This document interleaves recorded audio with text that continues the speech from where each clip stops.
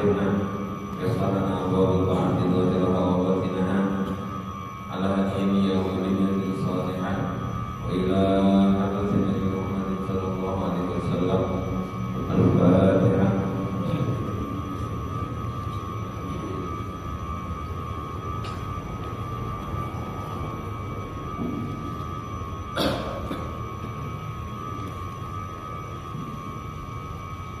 Bismillahirrahmanirrahim.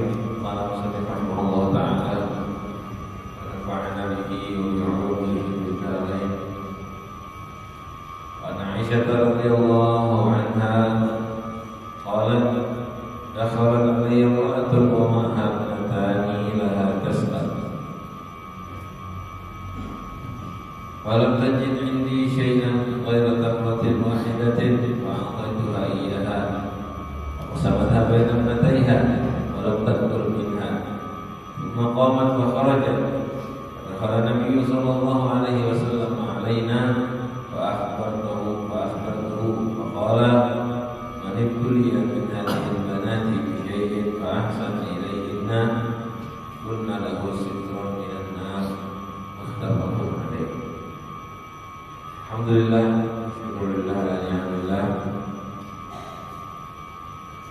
Bersyukur kepada Allah Subhanahu wa ta'ala atas segala nikmatnya.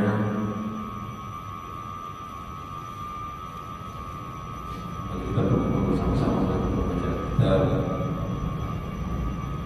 Riyadhus Shalihin sampai kepada hadis ke-9 pada bab mulaqafatil yatim, bab menanggung dengan yatim, anak perempuan dan seluruh orang yang dianggap lemah.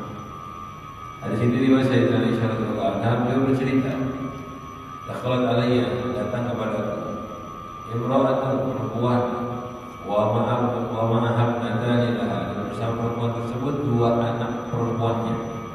Jadi ibu bawa anak perempuan dua anaknya sendiri. Tas'al, minta makan. Falam tajid indi syai'a, aku tak mendapatkan apa-apa. Artinya dia enggak punya apa, Sayyidah Aisyah punya apa di rumah? Ghairu tamratin, kecuali satu tamrah wahidatin, yang satu. Yang dimintain di rumahnya cuma punya kurma satu buah aja. Ini loh kehidupan istri Rasulullah SAW. Mereka tuh hidup bukan dengan kemewahan, nikah dengan Nabi Muhammad bukan karena apa-apa. Dimintain orang di rumahnya cuma punya kurma satu. Apa yang beliau lakukan? Fa'ataituha iyyaha, aku berikan kurma itu kepada perempuan tadi. Kalau kita di rumah tinggal harta sedikit, ada yang minta, bisa-bisa kita marah. Ya karena tahu orang itu udah susah ya minta-minta. Kan begitu kita ya. Kalau ada orang minta-minta kepada kita, kitanya lagi susah, marah. Ada orang mau hutang sama kita, kitanya lagi susah, ulun aja perlu dia minta sama ulun, gitu. Ya memang wajar orang lagi susah dimintain ya, bukan tempatnya. Tapi ini berbeda, ini istri Rasulullah SAW. Di rumahnya nggak punya apa-apa, cuma punya kurma satu. Ketika dia minta, dikasih. Apa itu iya? Faqasamatha baina ibnatayha, lalu dibagikan oleh ibu tadi kurma satu tersebut antara dua anaknya. Kan kurma satu, sini bertiga, dibelah dua kurmanya. Dia nggak makan, kasihkan separuh anak pertama, separuh kedua, walau tak berminah. Dan itu tersebut nggak makan kurma itu, anak cukup. Tsumma qamat fa kharajat, lalu bangun keluar dari rumahnya.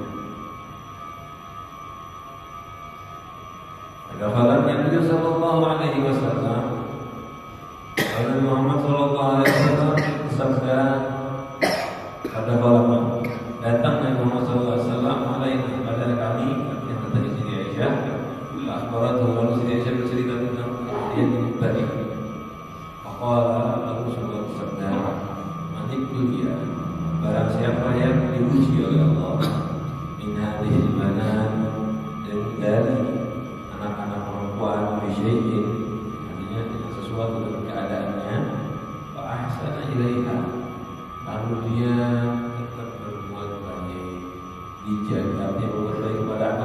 dijaga, dididik, diberi makan. Kunna lahu sitran minan nar. Anak perempuan tadi akan menjadi hijab bagi orang tuanya dari api neraka. Ini anaknya sendiri ya, bukan anaknya orang. Anaknya sendiri itu menjadi tipe apalagi kalau anak orang. Ketika kata-kata ini Rasulullah kagum, Siti Aisyah berkata kagum. Dan nanti dalam riwayat yang satunya di depan, beliau kagum dengan kejadian ini. Lalu Rasulullah SAW itu orangnya perhatian. Rasulullah SAW orangnya perhatian, perhatian, kepikiran. Jadi Rasulullah SAW ikut merasakan apa yang beliau lihat dan yang diceritakan. Makanya ketika dapat cerita ini dia lalu beliau mengatakan orang yang diuji seperti ini, anak-anaknya nanti di akhirat menjadi hijab dari api neraka.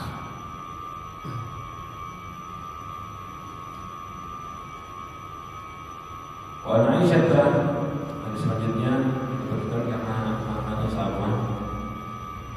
Dan dari Siti Aisyah radhiyallahu anha qala, beliau berkata, bercerita, ja'ani datang kepadaku miskinatun, wanita miskin, tahmilu ataini laha, membawa anak perempuannya. Fa'atuha thalatha tamaratin, aku kasih perempuan miskin tadi 3 kurma. Kok beda tadi 1 ini 3, ya kejadiannya berbeda kata ulama. Jadi kayak gini nggak sesekali ternyata beberapa kali. Karena sahabat orang miskin banyak juga saat itu. Datang diberi makan oleh Siti Aisyah 3 kurma. Fa'aqadullah wahidatan minhuma tabqa. Dia ngasih salah satu fa'aqad, ibu tadi memberi kulla wahidatin, setiap seorang minhuma dari anaknya tamrotan 1 kurma. Kamu kasih 1, dua kasih 1, tinggal 1 kan? Rafa'at ila fiha, lalu diangkat kurma itu kepada mulutnya, bihum bibirnya, dimakan. Litat tulah dimakan. Fastot Ahmad habnata. Lalu pas ibunya mau makan anaknya ini ngerasa kurang, 1 butir kurma aja, minta lagi kurang. Kira-kira kalau kita lapar makan 1 kurma kurang nggak ada? Kita di buka puasa, kurma itu nggak cukup, pakai ada istilah takjil. Ya kita kalau lapar seharian buka puasa kan, ada yang namanya takjil. Tahu kan takjil di Indonesia banyak, itu bid'ah itu takjil itu. Kegayaan ini orang itu. Yang ada itu buka puasa selesai, nggak ada 2 kali makan ketika maghrib. Ini bukan bid'ah yang saya maksud, bid'ah yang haram, bukan. Bid'ah yang berlebihan, bukan sesuatu yang dianjurkan syariat. Kalau Rasulullah itu sahabat radhiyallahu anhum ada di buka puasa yaitu takjil itu. Kalau kita dibedakan, ada takjil, ada buka puasa. Takjilnya macam-macam wadai, buka puasanya makan. Kenapa? Karena kalau perut lapar, itu dikasih sedikit gak kerasa. Cukup masuk kurma, habis itu gak makan lagi. Cukup. Makanya ini apalagi anak-anak kecil yang masih belum bisa mengontrol. Kita aja udah dewasa, sore-sore kita makanan langsung tamat. Itu Ramadan yang istilahnya tuh kita udah sahur, bangun. Belum kalau orang miskin seperti ini nggak pakai sahur, mereka kelaparan terus sepanjang hari. Dikasih cuma 1 bulan, akhirnya dia minta kepada ibunya, padahal itu belum makan juga. Masyarakat tetap dibelah 2 kurma yang ada dari ibunya. Allati kanat turidu an ta'kulaha, yang mana ibu tadi ingin makan kurma itu. Bainahuma dibalikan ke antara anak 1 dan anak 2. Fa'ajabani sya'nuha, lalu membuat kagum, kata dia. Dia mengatakan aku kagum dengan ibu tadi. Katakan tuh, lalu menceritakan kepada Rasulullah SAW alladzi shana'a, yang dilakukan oleh perempuan tadi di Rasulullah dari Nabi Muhammad. Tidak sampai kepada Muhammad apa seperti yang Innallaha, sesungguhnya Allah qad aujaba laha, telah mewajibkan bagi perempuan tersebut biha, berkat memberi makan anaknya, merawat anaknya, al-jannata. Nah, di hadis ini ada tambahan. Kalau tadi kan cuma diharamkan, dilarang dari neraka, sekarang diwajibkan surga. Allah ataqaha biha minan nar, atau Allah memerdekakan dia dari api neraka.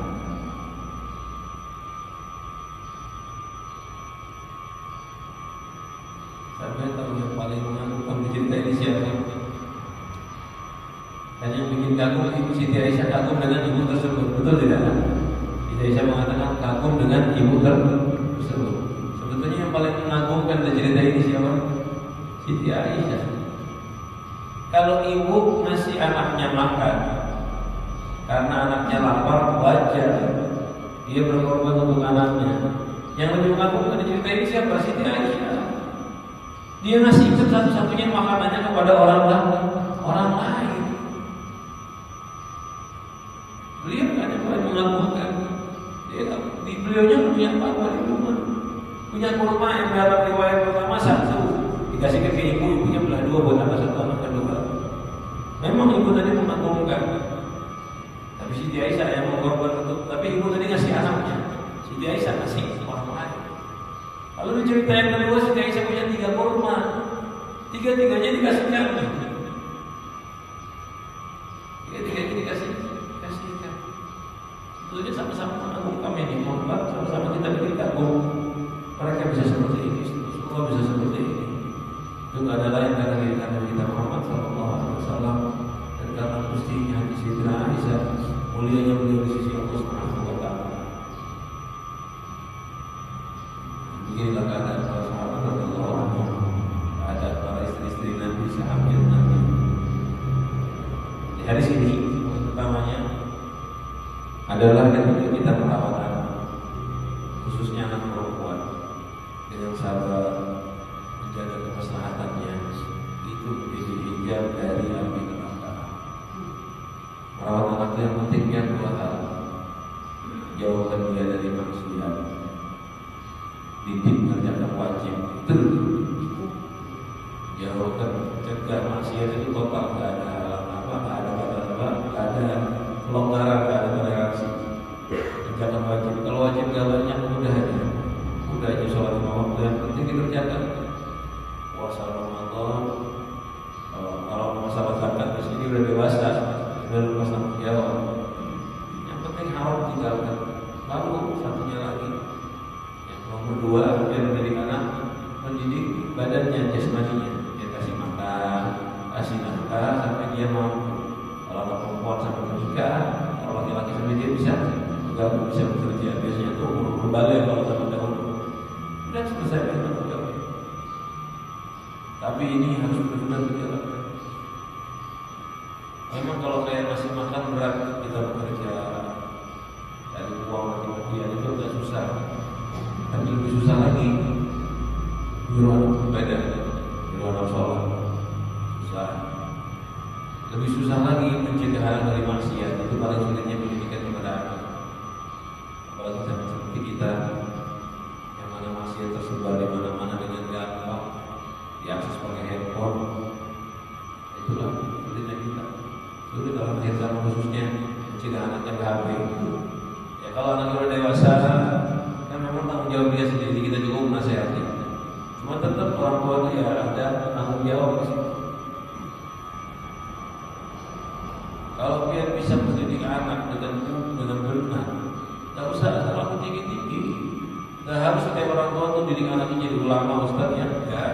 Yang penting anaknya tidak maksiat, yang penting anaknya mengerjakan taat. Itu sudah cukup. Hidup di dunia itu tujuannya itu, tidak maksiat, mengerjakan wajib, meninggal husnul khotimah. Itu aja. Maka ngasih nafkah memang nggak perlu banyak juga. Kasih nafkah itu sekiranya dia hidup. Kiranya dia hidup. Ya cukup, dan ini menjadi hijab buat orang tuanya nanti dari api neraka. Khususnya anak perempuan dijaga lebih. Kenapa? Karena anak perempuan itu biasanya lebih jadi sasaran kejahatan. Biasanya begitu. Walaupun kebalikannya juga ada. Kalau kita beritakan perempuan jadi korban, laki-laki yang menjadi penjahatnya. Kita jaga anak-anak kita yang laki-laki yang menjadi penjahat, yang menjadi pelaku, yang perempuan yang menjadi korban. Walaupun kadang-kadang terbalik, yang jahat yang perempuan, yang laki-laki jadi korban. Nah, itu kita jaga anak-anak kita, khususnya terlebih perempuan.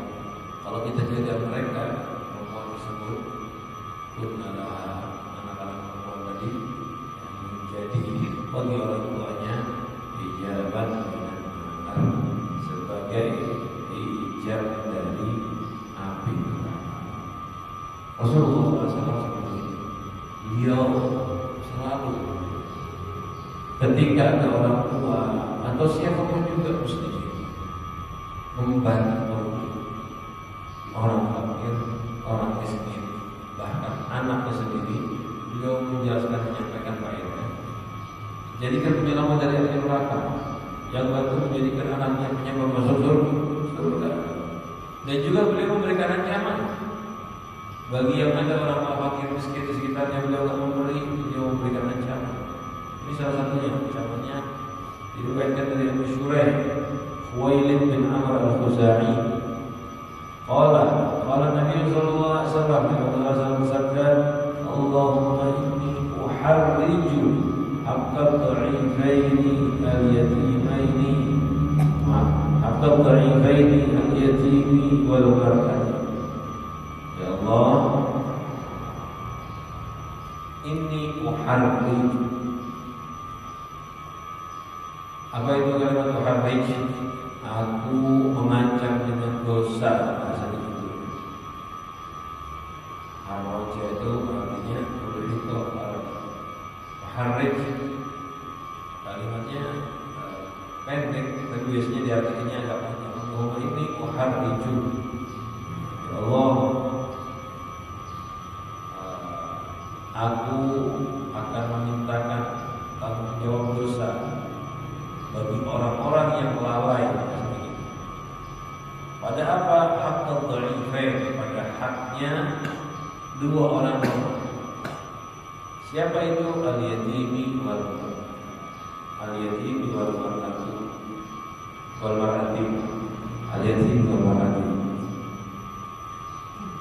Jadi Rasulullah mengingatkan, peringatan yang keras, jangan sampai lalai dari hati dua yang lemah, anak yatim dan perempuan.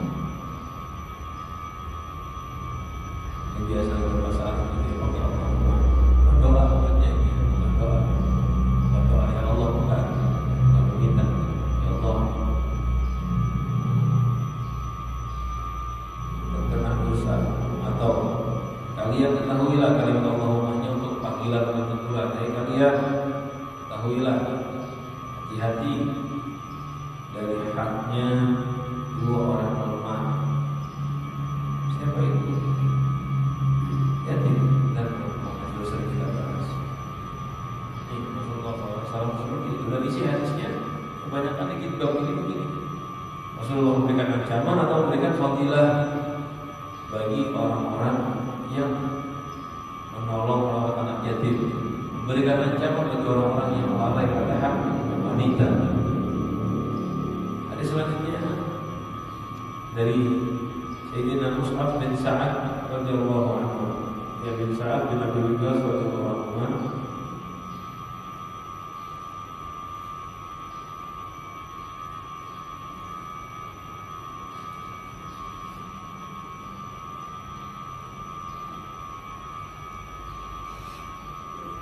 Qala ra'a Sa'd. Jadi Musa bercerita, Sa'ad ini melihat anna lahu fadlan ala al-umam. Sa'ad ini punya kelebihan daripada yang halaman orang yang di bawahnya dia. Ini pernah suatu saat, ini hadirin kalau seperti ini, kadang-kadang melihat keadaan sahabat atau sombong, atau merasa ini keadaan di awal-awal Islam, belum ada pendidikan itu. Jadi pernah satu saat, karena dia mungkin ada kelebihan rezeki, ada kemenangan dari segi peperangan, berhasil menangkan, Dia ngerasa ada kelebihan, berarti saya lebih tinggi dari yang lain. Bukan sombong, bukan ya. Ada rasa seperti ini ya. Ada rasa seperti ini, namanya manusia. Memang kalau dihubungkan kepada sombong termasuk bagian yang sempit, yang kecil dari sombong. Tapi ini bukan sombong-sombong yang diharapkan ya. Merasa dirinya sedikit, orang yang kayak gini berarti biasanya di atas yang lain. Lalu Rasulullah mengingatkan, dari saat hal tunsoruna,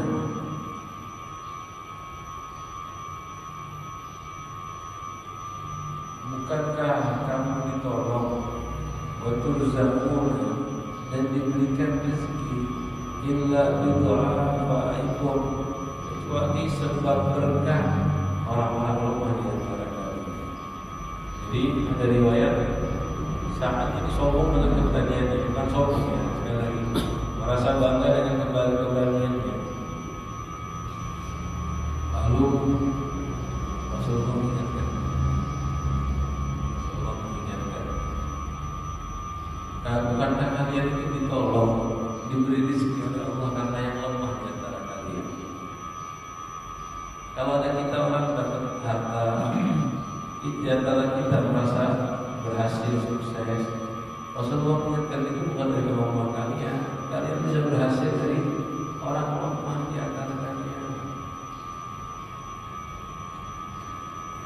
Betul, kadang-kadang kita sukses bukan kemampuan kita. Tiba-tiba sebab ada keluarga yang kita rawat, ada saudara susah yang kita bantu, ada tetangga sulit yang kita bantu. Biasanya di banyak ceritanya orang-orang yang berhasil sukses. Kalau kita koreksi ternyata dia suka bantu orang. Kadang-kadang ada yang merawat adiknya, ada yang merawat bibitnya. Selain nafkah wajib ya, kalau orang tua anak kan wajib memang dikasih. Kalau orang tua anak kan lain. Selain itu kadang-kadang ada yang bersedekah atau memberikan bagi keluarganya. Ini subhanallah menjadi penyebab datangnya rezeki. Kita itu diberi rezeki, dijaga oleh Allah Subhanahu wa taala, ditolong oleh Allah, sebab orang-orang dhaif di antara kita, sebab orang-orang lemah di antara kita, bukan karena kemampuan yang kita. Itu yang ditanamkan oleh Muhammad sallallahu alaihi wasallam. Kalau kita sudah seperti ini, kita akan merasa mereka punya jasa. Coba hadirin, seandainya kita ini kada punya apa-apa, miskin, datang ke guru, datang ke ustaz guru kita pengen kaya, ustaz kasih saran, kalau pengen kaya ada amanatnya. Apa itu? Sodakoin tetangga pian miskin, yang lebih miskin dari dia. Iya kan? Biar ngasih dia duit, besoknya langsung dapat duit. Sedekah lagi, besoknya dia dapat duit lagi. Biar kaya. Kira-kira setelah sampai kaya, dia ngerasa nggak itu biar kayanya dari tetangga dia? Setelah dikasih tahu Ustaz ya, kalau pas biarnya ngasih duit nggak masuk, pas biar ngasih duit masuk, kira-kira gimana? Pasti istiqomah kan ngasih tetangga kan? Soalnya kita merasakan dulu miskin, setelah ngasih tetangga benar kata Ustaz langsung berhasil. Tiba-tiba dapat gawian, pas lu stop pada memberi turun omset, ngasih naik lagi omset. Kalau kayak gitu kira-kira kita gimana? Kalau kelihatan, pasti kan kita rajin di sini ya. Seandainya kelihatan kan kita pasti rajin. Tapi masalahnya itu benar seperti itu memang. Seperti itu kita berkat memberi orang lain juga dia beri rezeki oleh Allah. Cuman kadang-kadang tuh kelihatan kayak tadi saya ceritakan, ngasih tetangga miskin jadi kaya, nggak ngasih turun. Kadang kelihatan, tapi jarang sekali. Yang sering nggak kelihatan, biar ngasih nggak ngasih tetap aja di atas. Kenapa kalau dibiarkan begini? Karena sebagai ujian dari Allah. Yang terangkat hilang itu kalau dia nggak ngasih dibantu. Bukan duitnya, keberkahan hartanya. Biar membantu orang, harta yang diberikan keberkahan. Gak nolong orang, harta kadang-kadang gak kurang jumlahnya, tapi berkahnya berkurang.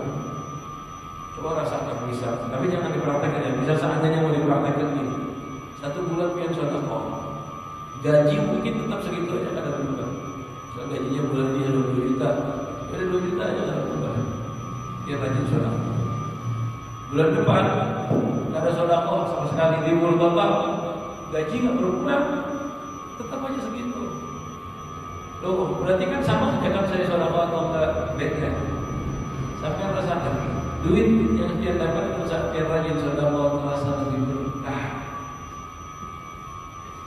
Betul, prakteknya. Ada mungkin saat alhamdulillah kita lupa sedekah semingguan misalnya. Ada saat kita ingat duit selama seminggu itu lebih terasa nyaman, berkah, nikmat. Dipakai berkah itu artinya dipakai untuk taat. Habisnya bukan pada hal yang sia-sia. Tidak habis pada hal-hal yang hanya menyakitkan kita. Sakit, ya, dituntut orang. Kalau dipakai gini itu duitnya nggak berkah. Nah, kadang duitnya jumlahnya sama, yang satu berkah, iman, yang satu nggak berkah. Mungkin kadang-kadang lebih banyak. Kadang ada orang begitu diuji sama Allah. Kalau dia pelit, duitnya tambah banyak. Kalau dia baik, duitnya tambah sedikit. Tapi yang banyak itu dipakai malah membahayakan.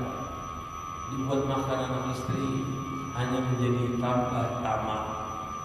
Diberikan makan kepada anak istri hanya membuat tambah nggak bersyukur. Ada orang, kebanyakan orang sih kaya raya, beli makanan, duitnya dipakai buat makan. Habis makan itu ke depannya tidak merasa cukup. Malah apa? Malah merasa makanan-makanan yang ada nggak berguna. Kan begitu kan kata orang kaya. Bosan makan ini, bosan makan ini.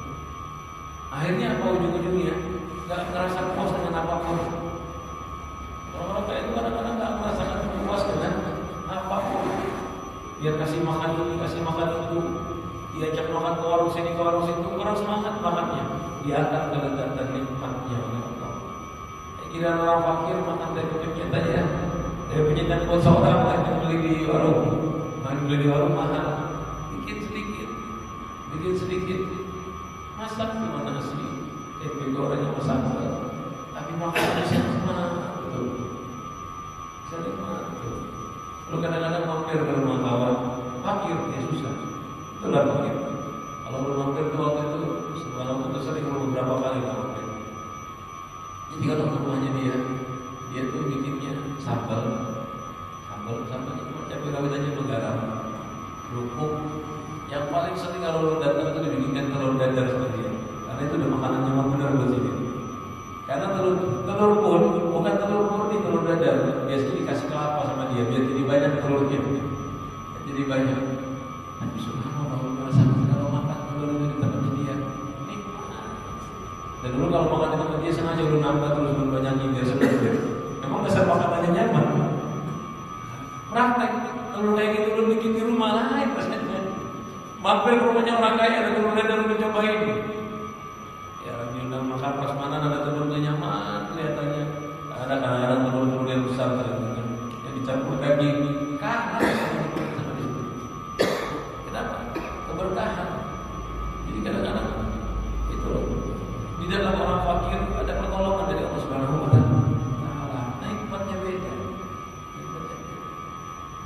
Nah kita itu ketika diberikan kelancaran rezeki, kadang-kadang lancarnya itu berkat mereka. Kalau kita nggak memberi membantu mereka, yang kita miliki bisa hilang keberkahannya. Bukan jumlahnya aja ya, keberkahannya. Kadang-kadang jumlahnya pun bisa kurang, maka bisa hilang. Tapi keberkahan itu ada karena mereka. Tapi saya bulan kemarin nggak ngasih duit sekian, sekarang ngasih duit nggak bertambah. Tapi coba rasakan dia. Saat dia berbagi 1 bulan, berbagi dalam minggu ini.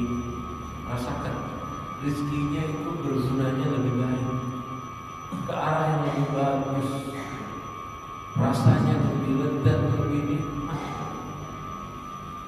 Rasakan. Oleh karena itu tadi koreksi keluarganya dulu, lihat.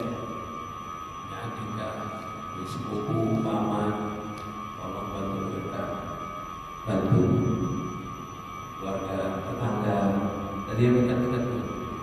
Itu yang menyebabkan kita lancar. Itu yang menyebabkan kita lancar.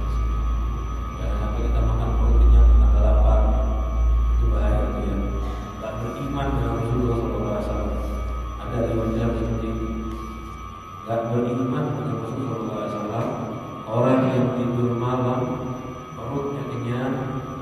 jauh dan tetangganya lapar. Itu nggak masuk dalam kategori ini. Itu ancaman dari Rasulullah SAW. Hakadha mursal. Ini hadisnya diriwayatkan seperti ini, hadis mursal. Apa itu hadis mursal? Yang sahabatnya nggak disebutkan. Mus'ab bin Sa'ad ini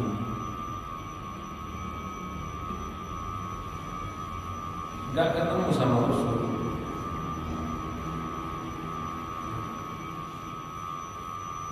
Tapi yang ketemu sama Rasul adalah Sa'adnya.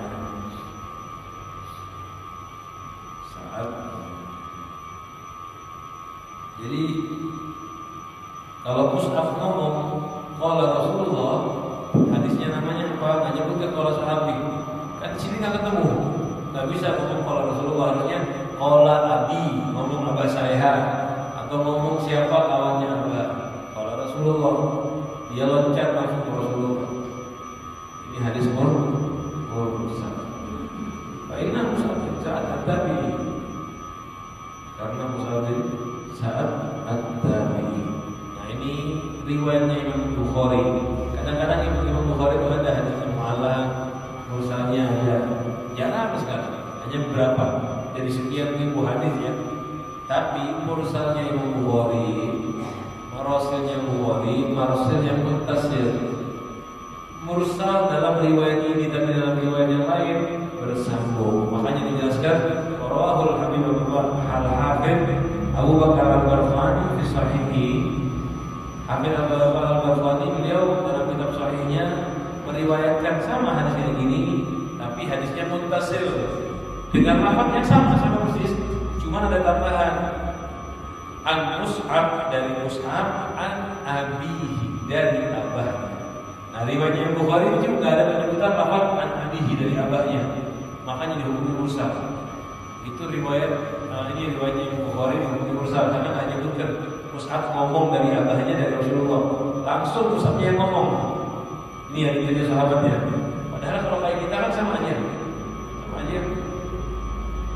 Contoh lu ngomong dari Ustaz, dari Haji Ilah misalnya. Lu kadang ketemu sama Haji Ilah, tapi Ustaznya ketemu. Nah, langsung lu ngomong dari Haji Ilah, Pian tahu aja lu kawan sama sini. Oh ini Habib pasti dari sini ceritanya. Kan Pian kan tahu aja kan. Atau dari abah ulun, dari siapa? Ulun kadang ketemu sama kakek ulun bisa. Ulun kadang ketemu sama kakek ulun. Ulun ngomong, kakek ulun pernah bilang begini. Ulun tahu dari mana? Biar lahir kakek pernah meninggal, dia dari abah ulun. Nah, Pian walaupun nggak pernahnya, Pian udah menafsirkan sendiri. Masih ditahu dari abahnya, dari kakeknya. Kan seperti itu. Tapi kalau hadis nggak boleh kayak gitu, harus disebutkan namanya. Saya dapat dari abah saya, dari kakek saya. Kalau nggak disebutkan berarti ada satu yang hilang dalam rawi hadisnya. Walaupun kayak ini ceritanya Sayyidina Mus'ab dari Sa'ad dari Rasulullah. Nah itu disebut hadis mursal kalau nggak ada. Tapi di riwayat yang lain disebutkan. Jadi hadisnya sahih-sahih aja karena ada riwayatnya. Terakhir dari pembini Rasulullah SAW dari Sayyidina Abi Darda Waimir radhiyallahu anhu. Sayyidina Abi Darda yang namanya Waimir.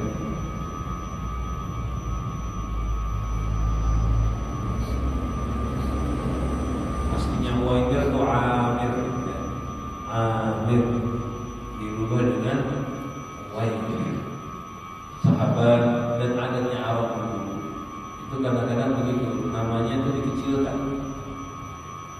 Namanya dikecilkan.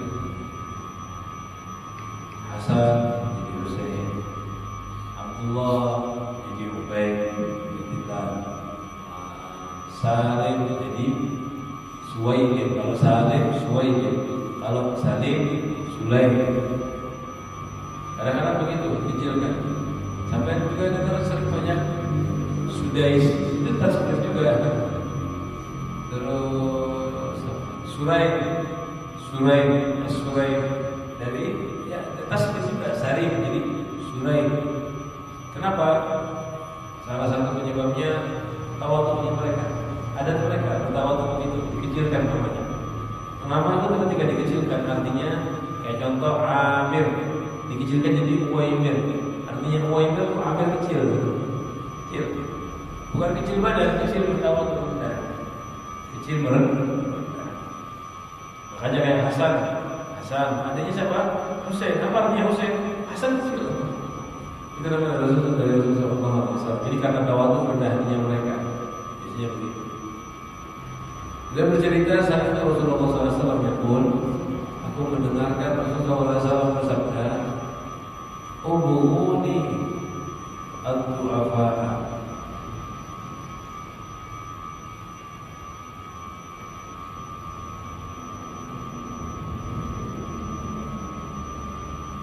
فإنما تنصرون وترزقون بدعائكم. Artinya carilah.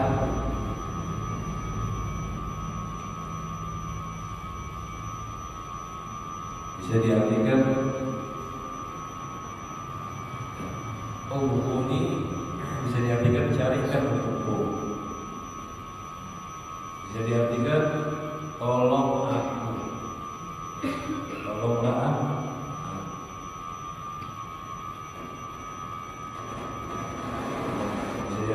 Tolonglah aku pada du'afa. Yang membantu Rasulullah, bantunya gimana? Bantu orang fakir, orang miskin. Itu mungkin artinya yang lebih nyaman. Yang ingin membantu Nabi, membantu Islam, bagaimana caranya? Bantu orang fakir, orang miskin. Nah, di sini mirip dengan sebelumnya. Di awalnya aja yang berbeda. Fa inna ma tusaluna, sesungguhnya kalian ditolong, bidu'afa wa turzaquna, diberi rezeki, bidu'afa itu dengan orang-orang lemah di antara kalian.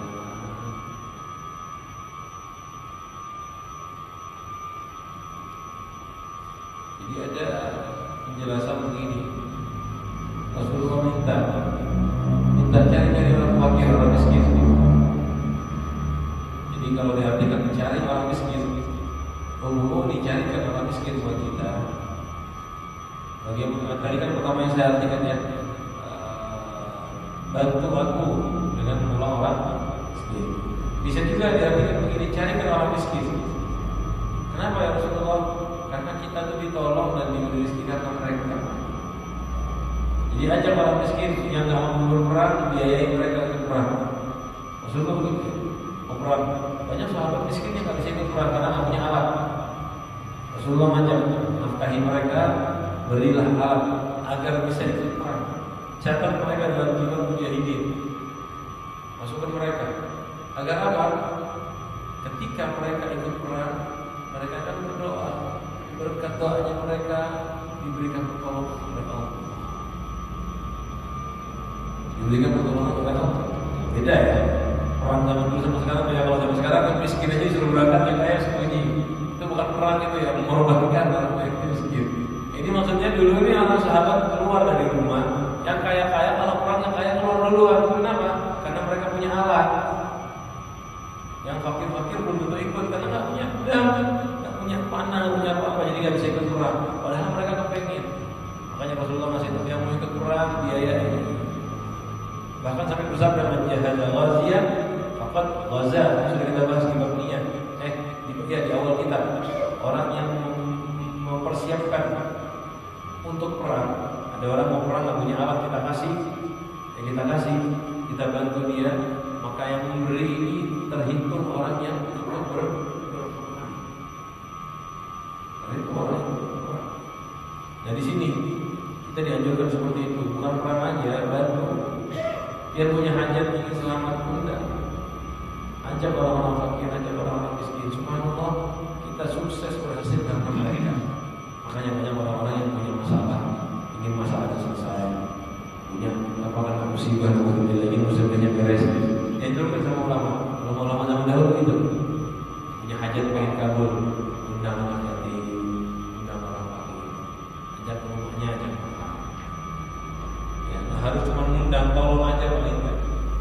Biasanya malah diiringi dengan baca burda, kadang-kadang begitu. Karena bacaan itu membantu ya, khususnya mengucapkan masalah-masalah. Dibikin acara, jangan undang yang kaya aja, yang bantu beli mereka. Subhanallah, melancarkan rezeki, membantu rezeki. Ingin punya hajat, pokoknya pengen punya hajat kabul dia. Selain usaha dohir, coba beri dan bantu orang-orang yang fakir dan miskin. Itu membantu kita sukses, menyebabkan kita diberi rezeki. Nah, sampai dengar sering mungkin dengan mana saya dari guru-guru udah hajat kabul, ayo sedekah kasih tetangga anak ini. Ada yang sakit kepingin sembuh, sedekah kasih tetangga anak ini. Beri orang fakir, beri orang miskin, bantu orang yatim. Yatim yang fakir miskin begitu. Itu yang menyebabkan kita sukses berhasil dalam segala usaha kita. Mudah-mudahan bisa kita pelajari, bisa kita amalkan. Pertanamkan di hati kita rasa tidak sombong, tidak merasa lebih hebat dari fakir, duafa, orang-orang yang rendah di hadapan manusia. Mudah-mudahan kita tidak merasa rendah, cuma merendahkan mereka, karena mereka bisa juga bermulia di hadapan Allah Subhanahu wa Ta'ala. Adab ini mohon segala segala kurangnya. Allah